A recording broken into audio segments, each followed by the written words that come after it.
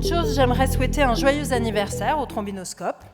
Cette année 2026 marque en effet un double millésime, avec d'abord le 155e anniversaire de la création du tout premier Trombi et aussi le 45e anniversaire de la renaissance du titre. Mesdames et messieurs les journalistes, plus sérieusement, dans cette période tourmentée et tourbillonnante pour nos démocraties, votre rôle est plus crucial que jamais. À quelques semaines des élections municipales, et alors que se multiplient les fausses informations et les ingérences étrangères, nous avons besoin de vous. Il y a des moments où il faut savoir s'arrêter, parce que tout s'accélère, parce que les décisions s'enchaînent, parce que les responsabilités s'alourdissent. S'arrêter un instant pour prendre de la hauteur, regarder le chemin parcouru et reconnaître celles et ceux qui le rendent possible. La France ne tient pas par des mots, elle tient par des femmes et par des hommes, par leur constance, par le sens de l'équilibre, par leur capacité à tenir le cap, souvent sous contrainte. Ce soir, nous avons voulu créer ce temps-là, une parenthèse, un moment à part pour s'émouvoir, réfléchir et peut-être sourire.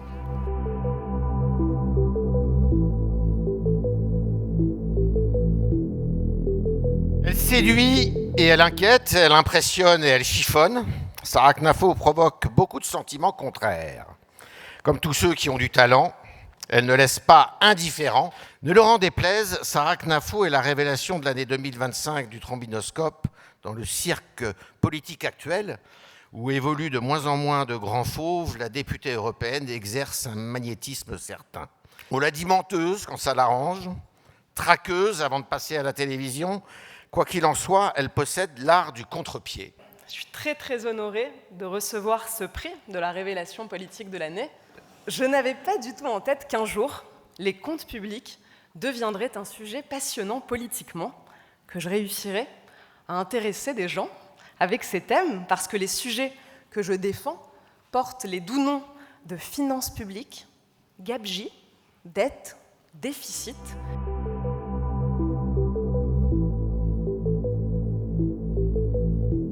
Maire de Vinzieux dans l'Ardèche, 550 habitants.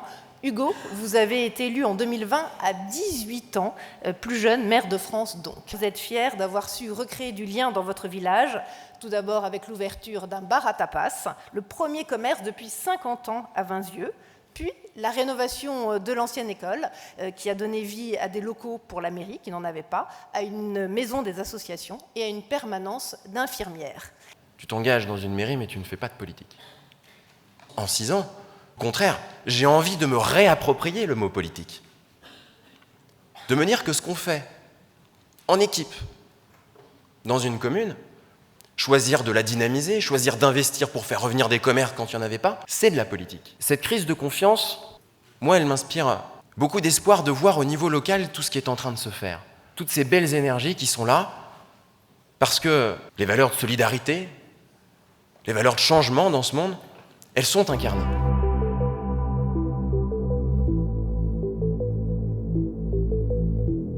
Thierry Breton a l'Europe au cœur, pour ne pas dire aux tripes.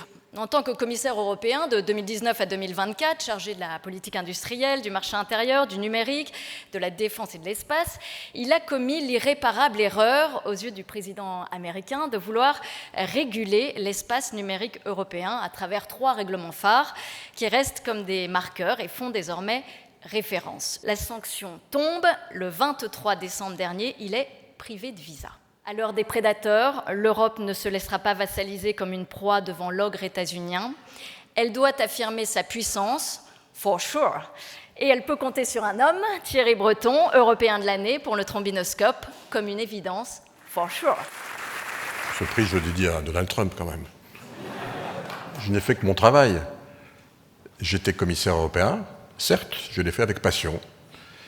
Certes, je l'ai fait parce que j'ai travaillé une grande partie de ma vie à réfléchir à l'importance de l'espace informationnel. Nous, notre liberté de parole, elle est encadrée par le fait qu'on a vécu des choses importantes sur notre continent aussi. On n'a pas le droit de faire l'apologie du terrorisme, de proférer des propos antisémites. 90% des députés européens, mesdames et messieurs, 90%, chers amis, ont voté pour nos lois qui encadrent l'espace informationnel.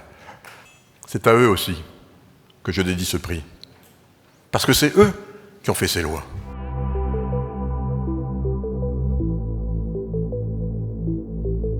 Sur le papier, vous conviendrez que le duo n'allait pas totalement de soi.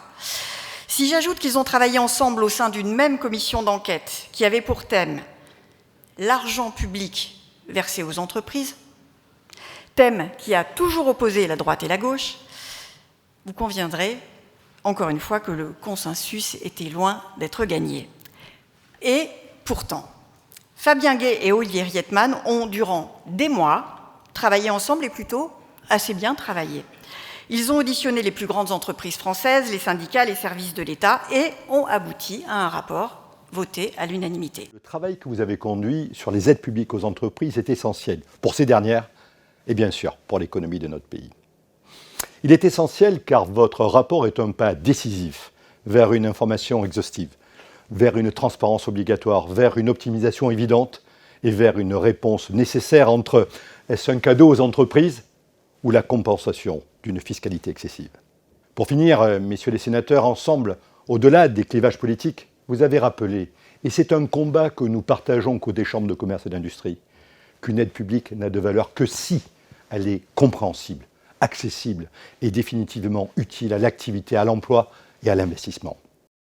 Cela étant dit, ce prix est avant tout la reconnaissance du travail du Sénat dans son ensemble, dans sa méthode et de l'esprit dans lequel nous essayons quotidiennement d'exercer nos responsabilités. Car la conclusion est claire. Les aides aux entreprises sont indispensables. Indispensables à notre économie, indispensables à l'emploi, indispensables à la compétitivité. Nous avons plaidé pour davantage d'évaluation, vous l'avez dit Nathalie, de transparence, d'efficacité, mais en aucun cas pour la suppression des aides, ce qui aggraverait encore davantage la situation de notre pays et la compétitivité de nos entreprises. Nous avons réussi un travail formidable et nous avons appris l'un de l'autre, et y compris avec les sénatrices et sénateurs. C'est que je veux remercier Michelin, qui, sans contrainte, a remboursé 4,3 millions d'euros, ce qui fait de notre duo avec l'ensemble des sénatrices et des sénateurs la commission d'enquête la plus rentable de l'histoire.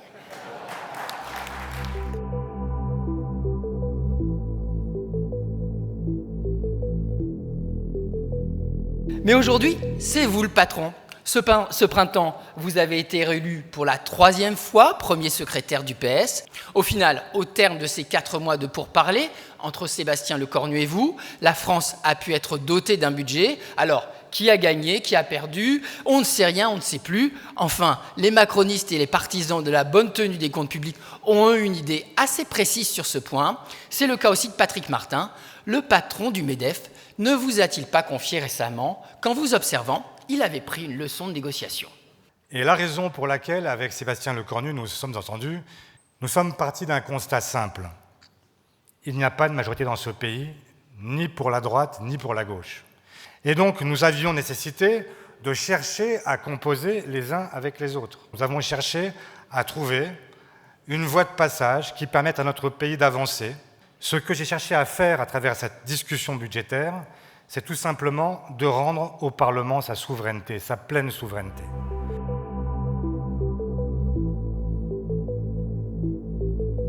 Nous avons titré le petit portrait consacré à Amélie de Montchalin « La femme qui compte ». C'est dire l'intuition de ce jury unanime. L'acte 2, c'est votre nomination comme ministre en charge du budget, des comptes publics. Vous avez appris à écouter, à composer, à dialoguer et à essayer parfois, non pas de trahir, mais en tout cas d'amender vos propres convictions pour trouver un terrain d'entente et faire finalement adopter un budget pour la France, ce qui était absolument une gageure. C'est dire à quel point vous êtes la femme qui compte. Que la politique n'est utile que dans le dépassement, que dans le rassemblement, que dans un débat ouvert, que dans la construction du compromis. Et en 2017, j'ai choisi de m'engager parce que je croyais, et je vous rassure, je le crois toujours, que l'action publique peut être ambitieuse, ancrée dans la réalité, et surtout ne pas perdre de vue celles et ceux pour lesquels elle est faite, les Françaises et les Français. Je ne crois pas qu'on puisse servir la démocratie en évitant les sujets difficiles. Je ne crois pas qu'on puisse servir la démocratie en ne parlant qu'avec ceux avec qui on est d'accord d'emblée. Je crois qu'on ne sert pas les Français en contournant les sujets qui fâchent. Je crois au contraire qu'on les sert en regardant avec sérieux, avec méthode, avec respect, y compris ce qui est le plus difficile. Notre pays a besoin de continuité dans l'exigence, de clarté dans l'action, de loyauté à l'égard des faits. C'est cette conviction qui m'a guidée hier, c'est elle qui me guide aujourd'hui, et je sais, c'est elle aussi qui me guidera encore demain.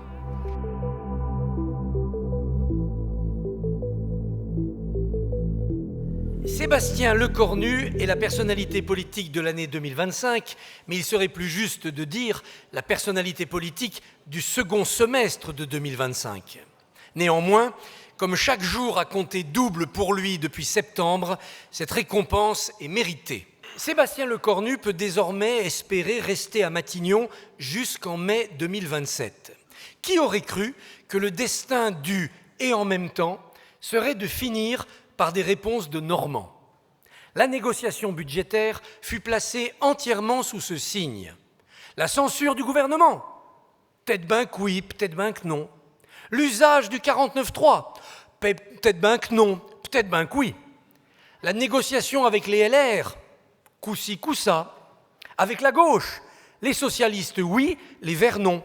Enfin, et c'est peut-être la raison profonde de cette récompense, il y a chez Sébastien Lecornu quelque chose de rare dans la classe politique, voire quelque chose de rarissime en ce moment.